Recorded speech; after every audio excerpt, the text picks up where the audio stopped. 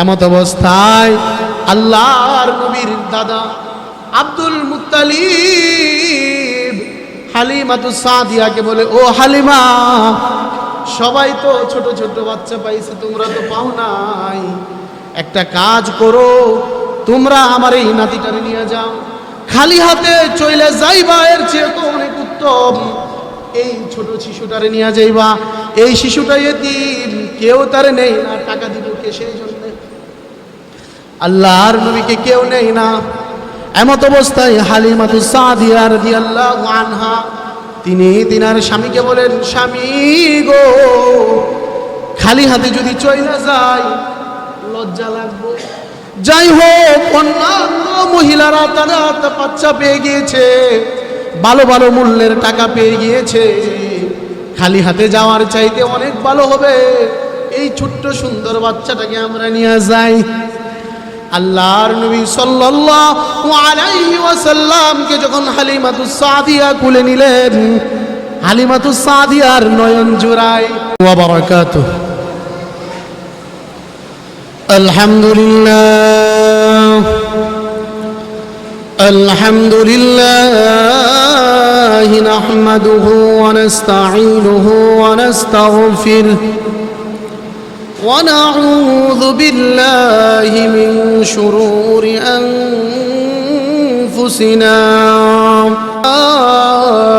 فلا مضل له ومن يضلله فلا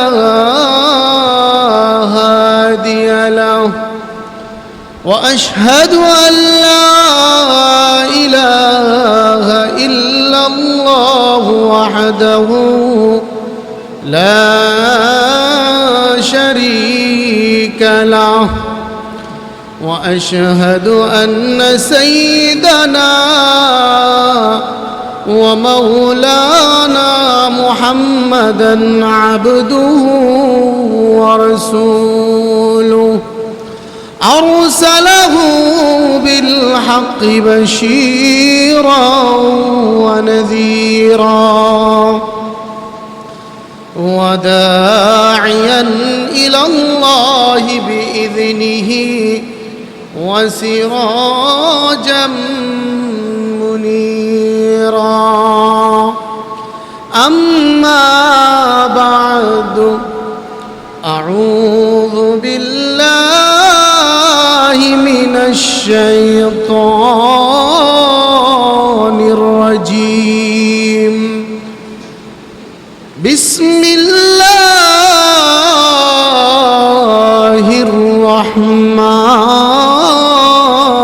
الرحمن الرحيم لقد كان لكم في رسول الله أسوة حسنة لمن كان يرجو الله واليوم الآخر وذكر الله كثيرا بارك الله لنا ولكم في القرآن العظيم ونفعنا وإياكم بالآيات والذكر الحكيم وقال النبي صلى الله عليه وسلم لا يؤمن أحدكم حتى أكون أحب إليه من والده وولده والناس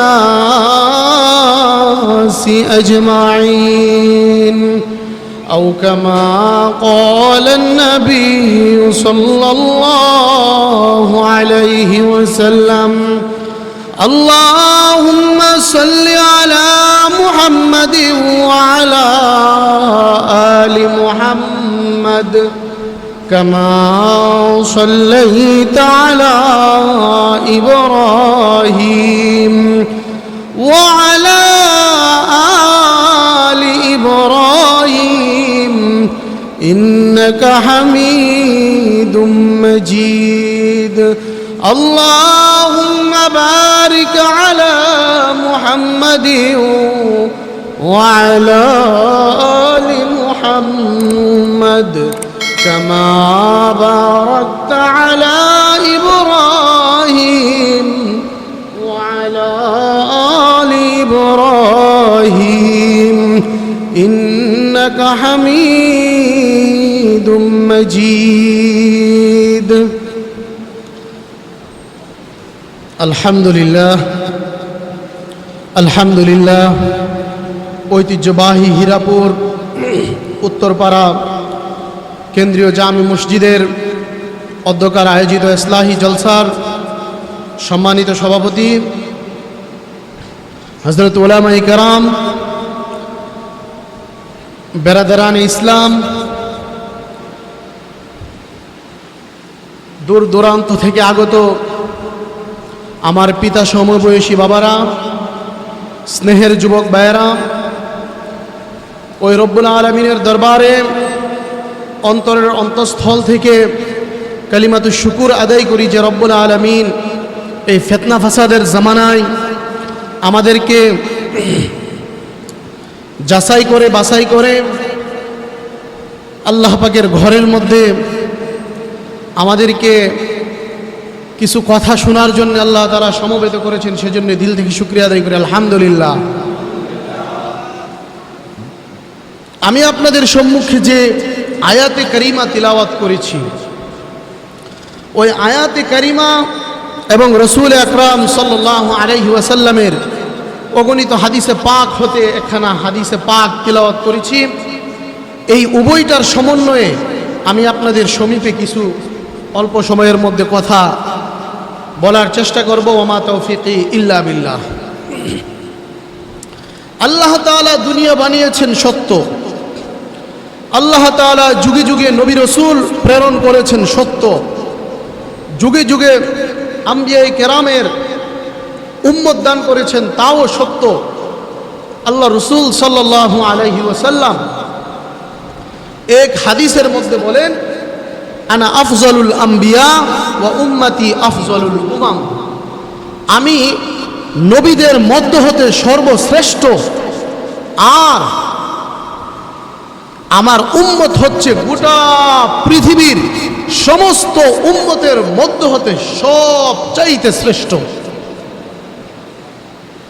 আল্লাহ তাআলা হযরত আদম আলাইহিস সালাম থেকে নিয়ে শুরু করে ঈসা রূহুল্লাহ পর্যন্ত অসংখ্য অগণিত নবী রাসূল দুনিয়াতে প্রেরণ করেছেন। এর মধ্য হতে আল্লাহ তাআলা কাউকে কোনো উম্মতকে উম্মতের মধ্যে শ্রেষ্ঠত্ব দান করে নাই। একমাত্র উম্মতে মুহাম্মদীকে আল্লাহ রাব্বুল আলামিন উম্মতের মধ্যে শ্রেষ্ঠত্ব দান করেছেন। এটা কোনো আমাদের কোনো ফজিলতের কারণে নয়, এটা একমাত্র মুহাম্মাদুর রাসূলুল্লাহ সাল্লাল্লাহু আলাইহি ওয়াসাল্লামের উসিলা। আমাদের নবী সমস্ত নবীদের মধ্যে শ্রেষ্ঠ।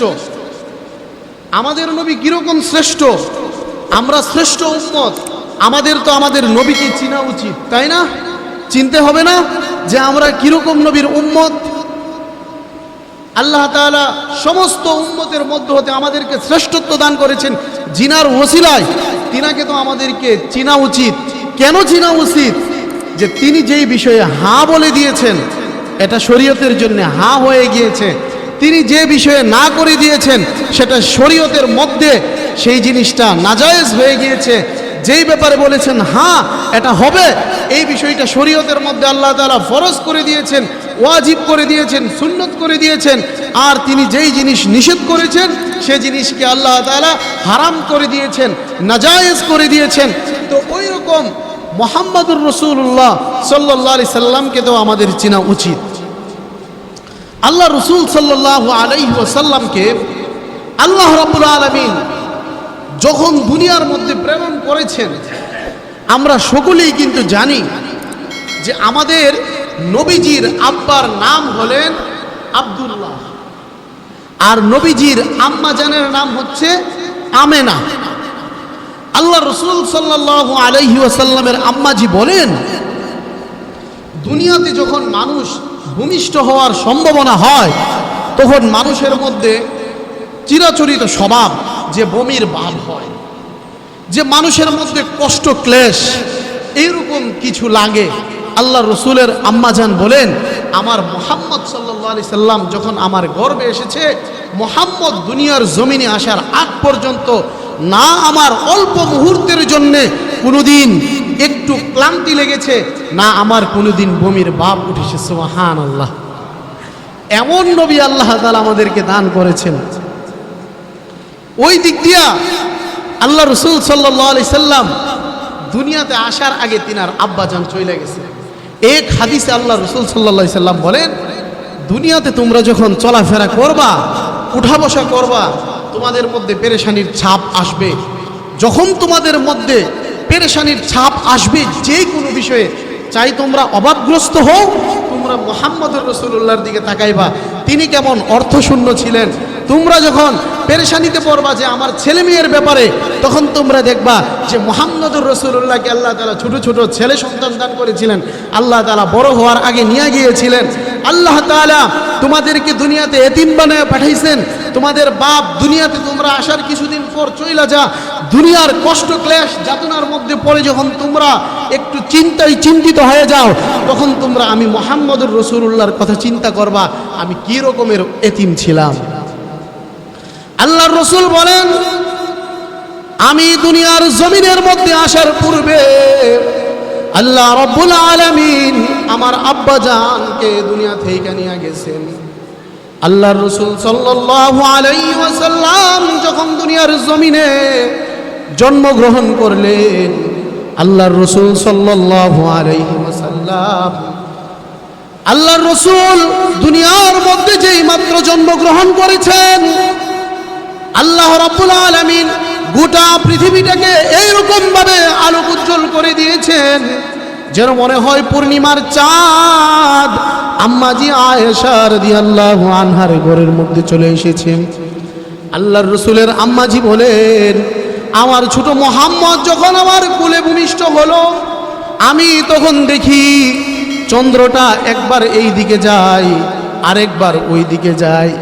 আল্লাহ রসুল সাল্লাল্লাহু আলাইহি ওয়াসাল্লামকে যখন জিজ্ঞেস করা হলো, ও মুহাম্মাদুর রাসূলুল্লাহ সাল্লাল্লাহু আলাইহি ওয়াসাল্লাম, আপনি যখন দুনিয়ার জমিনের মধ্যে জন্মগ্রহণ করেছিলেন, চন্দ্রটা কেন একবার উত্তর দিকে, কেন একবার দক্ষিণ দিকে, কেন একবার পূর্ব দিকে, কেন একবার পশ্চিম দিকে হেলাধুলা করেছিল? আল্লাহর রসুল বলেন, দুনিয়ার জমিনের মধ্যে মানুষের চিরাচরিত স্বভাব হলো, দুনিয়ার মধ্যে যখন কোনো ছোট মাসুম বাচ্চা যখন জন্মগ্রহণ করে, তখন সে কান্নারত অবস্থায় দুনিয়ার মধ্যে আসে। দুনিয়ার মধ্যে বাচ্চা আসার পর বাচ্চাটা স্বাভাবিকভাবে ক্রন্দন করে, আমি তো মুহাম্মদুর রাসূলুল্লাহ সাল্লাল্লাহু আলাইহি ওয়াসাল্লাম, সারা দুনিয়ার সমস্ত মানুষ হতে ব্যতিক্রম। আল্লাহর রসুল যদি কাঁদেন, তাইলে তো আমাদের সাথে সামঞ্জস্যতাপূর্ণ হয়ে যাবে। এই জন্য আল্লাহর রসুল সাল্লাল্লাহু আলাইহি ওয়াসাল্লাম যখন মাথা আমার একটু এদিকে হেলাইছেন, চন্দ্র এইদিকে হেলছেন, আবার যখন ওই দিকে মাথা নিছেন, চন্দ্র আবার ওই দিকে গেছে। গায়েব থেকে আওয়াজ আসলো, তুফু বিহি মাশারিকাল আরদি ওয়া মাগারিবাহা। মুহাম্মাদুর রাসূলুল্লাহ সাল্লাল্লাহু আলাইহি ওয়াসাল্লামকে পূর্ব দিক, পশ্চিম দিক, উত্তর দিক, দক্ষিণ দিক প্রদক্ষিণ করাও। কেন তাকে তোয়াফ করাও, প্রদক্ষিণ করাও? কারণ তিনি মুহাম্মদুর রাসূলুল্লাহ সাল্লাল্লাহু আলাইহি ওয়াসাল্লাম দুনিয়ার জমিনের মধ্যে এমন একটা সময় এসেছিলেন যেই জামানাটাকে বলা হয় আইমে জাহিলিয়াত, মূর্খের জামানা। এমন মূর্খের জামানা ছিল, একটা গর্ভবতী মহিলা সে রাস্তা দিয়ে হেঁটে যাচ্ছে, দুইটা ছেলে বাজি ধরছে। একজন বলতেছেন এই মহিলার ঘরে ছেলে হবে, অন্যজন বলতেছেন তার ঘরে মেয়ে। দুইজনের মধ্যে কথা কাটাকাটি। এক পর্যায়ে তারা বলে ঠিক আছে, দেখা যাক, এই মহিলার পেট কাটা যাক, এই মহিলার পেট কাটে দেখা যাক এই মহিলার গর্ভের মধ্যে ছেলে আছে কিনা, মেয়ে আছে। এইরকম বর্বর ছিল তারা। মা সন্তানের সাথে জেনা করতে বিন্দু পরিমাণ কোনো দ্বিধাবোধ করত না, কোনো প্রকার গুনাহ করতে তারা দ্বিধাবোধ করত না। এক বাড়ির এক বাড়ির গাছের পাতা যদি অন্য বাড়িতে যেয়ে পড়তো, কেন এই বাতাস এই পাতাটাকে অন্য বাড়িতে নিয়ে গেল, এ নিয়েও তাদের মধ্যে ঝগড়া হতো। আল্লাহ রাসূল সাল্লাল্লাহু আলাইহি ওয়াসাল্লামকে সর্বশ্রেষ্ঠ নিকৃষ্ট জামানার মধ্যে সর্বোৎকৃষ্ট মানবকে আল্লাহ তাআলা এই জন্য প্রেরণ করেছেন। এই মানুষগুলির পিছনে আল্লাহ রাসূল সাল্লাল্লাহু আলাইহি ওয়াসাল্লাম সুদীর্ঘ 63 বছর মেহনত করার পর এই মানুষগুলি স্বর্ণের মানুষে রূপান্তরিত হয়ে গিয়েছে। আল্লাহ রাসূল সাল্লাল্লাহু আলাইহি সাল্লাম যখন ভূমিষ্ঠ হলেন, তখন গায়েব থেকে আওয়াজ আসলো, এই মুহাম্মদকে পূর্ব দিক, পশ্চিম দিক, উত্তর দিক, দক্ষিণ দিক সমস্ত দিকে প্রদক্ষিণ করো। কেন? এই মুহাম্মদ গোটা পৃথিবীকে আলোক উজ্জ্বল করে দিবে। কিছুদিন পর আরবের একটা সিস্টেম ছিল, যেই মার ঘরে জন্ম হইতো ওই মার ঘরে কিছুদিন দুধ খাওয়াইতো। কিছুদিন যাওয়ার পর এই ছোট বাচ্চাটাকে অন্যত্র দেওয়া হইতো, যে দুধ পান করানোর জন্য। এর দ্বারা ছেলের দৈহিক গঠন বড় হয়, মানে বিশুদ্ধ আরবি শিখতে পারে, মানে অনেক কারণে এক জায়গার বাচ্চাকে অন্য জায়গার মধ্যে দুধ খাওয়ানো হইতো। এইটা ছিল তদানীন্তন সময়ের সিস্টেম। আল্লাহর রাসূল সাল্লাল্লাহু আলাইহি ওয়াসাল্লাম তিনি এমন এতিম ছিলেন।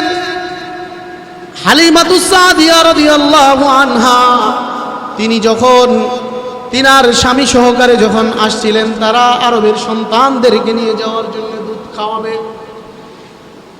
হালিমাতুস সাদিয়া রাদিয়াল্লাহু আনহা সহ বিভিন্ন আরবের মহিলারা এবং তাদের স্বামীরা এসেছে।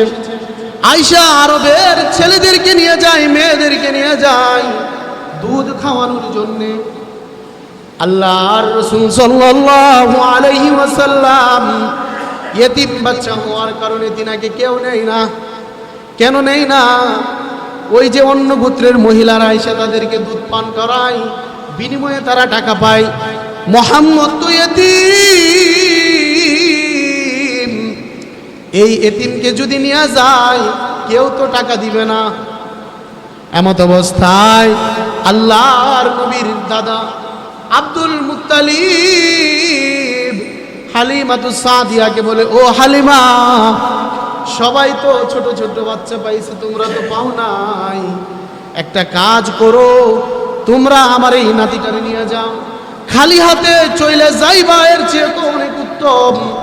এই ছোট শিশুটারে নিয়ে যাইবা, এই শিশুটা এতিম, কেউ তারে নেই না, টাকা দিব কে? সেই জন্য আল্লাহর নবীকে কেউ নেই না। এমত অবস্থায় হালিমাতুস সাদিয়া রাদিয়াল্লাহু আনহা তিনি তিনার স্বামীকে বলেন, স্বামী গো, খালি হাতে যদি চইলা যায় লজ্জা লাগবে। যাই হোক, অন্যান্য মহিলারা তারা বাচ্চা পেয়ে গিয়েছে, ভালো ভালো মূল্যের টাকা পেয়ে গিয়েছে, খালি হাতে যাওয়ার চাইতে অনেক ভালো হবে এই ছোট্ট সুন্দর বাচ্চাটাকে আমরা নিয়ে যাই।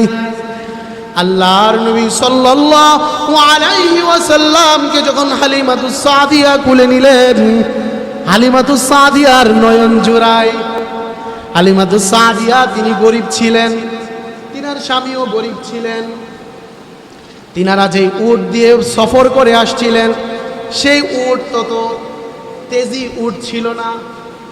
যেই মাত্র মুহাম্মাদুর রাসূলুল্লাহ সাল্লাল্লাহু আলাইহি ওয়াসাল্লামকে কোলের মধ্যে নিয়ে যখন এই উটের পৃষ্ঠের মধ্যে বসেছে, সঙ্গে সঙ্গে উট তরতাজা হয়ে গিয়েছে। সুবহানাল্লাহ।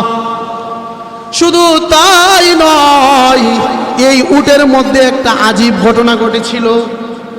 আল্লাহর রাসূল সাল্লাল্লাহু আলাইহি ওয়াসাল্লাম হলেন গোটা পৃথিবীর ড্রাইভার, গোটা পৃথিবীর রাহবার। আল্লাহর রাসূল সাল্লাল্লাহু আলাইহি ওয়াসাল্লামকে হালিমাতুস সাদিয়া কুলের মধ্যে নিয়ে বসে রইছে, আর হালিমাতুস সাদিয়ার স্বামী সামনে গেছে উট চালাইবো। আমাদের সমাজে দেখা যায় না যে পুরুষেরা গাড়ি চালায়, মহিলারা পিছনে বসে থাকে, এরকম হয় না? ঠিক হালিমাতুস সাদিয়া রাদিয়াল্লাহু আনহার স্বামী আল্লাহর রাসূল সাল্লাল্লাহু আলাইহি ওয়াসাল্লামের সম্মুখে গিয়া যখন বসছে, আল্লাহর রাসূল পিছে বইরা গেছে, তখন উট দেখা যায় আর উঠে না। উট সামনের দিকে চলে না। কেন চলে না? কারণ হালিমাতুস সাদিয়ার স্বামী তো মুহাম্মাদুর রাসূলুল্লাহর সম্মুখে বসে রয়েছে। কারণ মুহাম্মাদুর রাসূলুল্লাহর সম্মুখে তো কেউ বসতে পারবে না। এই কথা যখন হালিমাতুস সাদিয়ার স্বামী বুঝতে পারলো, কি ব্যাপার কি ব্যাপার, আমি যখন সামনে যাই উট চলে না, হইতে পারে এখানের মধ্যে কোনো অলৌকিক কোনো ঘটনা রয়েছে। যেই মাত্র হালিমাতুস সাদিয়ার স্বামী মুহাম্মাদুর রাসূলুল্লাহকে কোলে নিলেন, মুহাম্মাদুর রাসূলুল্লাহ সামনের দিকে অগ্রসর হইলেন। এবার উট চলে। উটের উলানের মধ্যে কোনো দুধ ছিল